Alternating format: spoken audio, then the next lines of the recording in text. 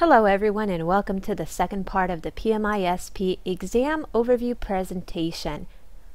Our focus in this particular presentation will be clarifying a few details about the exam itself. This is something that I always get questions about. Well, to start, this is a multiple choice exam and there's 170 total questions, which you'll be given 3 hours to complete. Out of those 170 questions, only 150 will count towards your score. So if you hear a lot about what a pre-test question is or how many are actually scored, this is what they're referring to. 20 of those 170 questions are what are known as pre-test questions. That simply means that they're testing the test questions essentially. Are too many people getting them right? Are too many people getting them wrong? They do some rigorous analysis on questions before they're absorbed into the official database of those questions that count. However, you don't know which are these pre-test questions. They're mixed in with the scored questions. So as far as you're concerned, focus on the fact that there are just simply 170 multiple choice questions.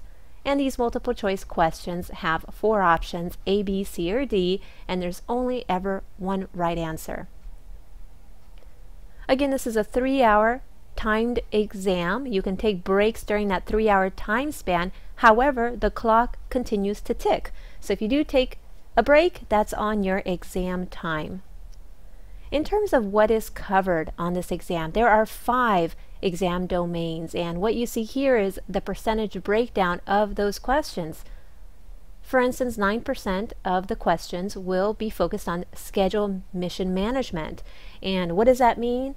You know, some examples are things like scheduling policies, procedures, providing schedule management training, becoming proficient in project management software would count as part of this exam domain, as well as ensuring that scheduling is accounted for in the various sub-plans of the project management plan. Schedule creation, as you can see, that entails quite a bit of the questions. In fact, from this point forward, for the most part, the breakdown is fairly similar. So 23% on schedule creation. I think some of these are more self-explanatory than perhaps that first one.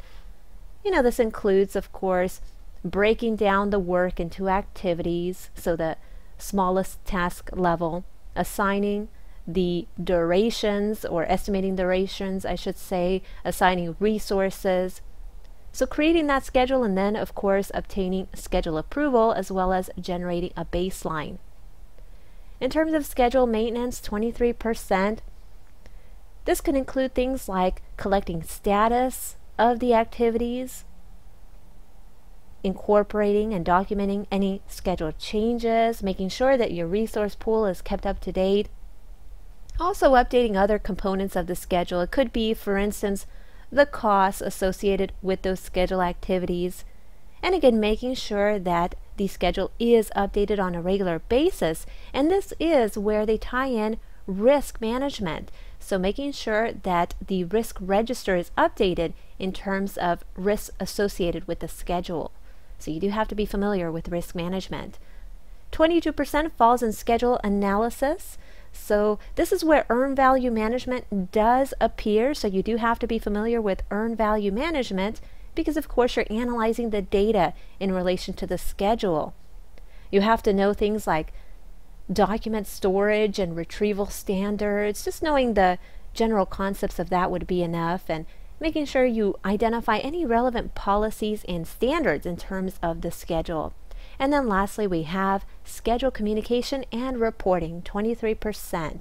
So this includes, of course, generating any schedule reports, whether that's anticipated or planned or ad hoc type reports, and performing any necessary meetings in relation to your project schedule.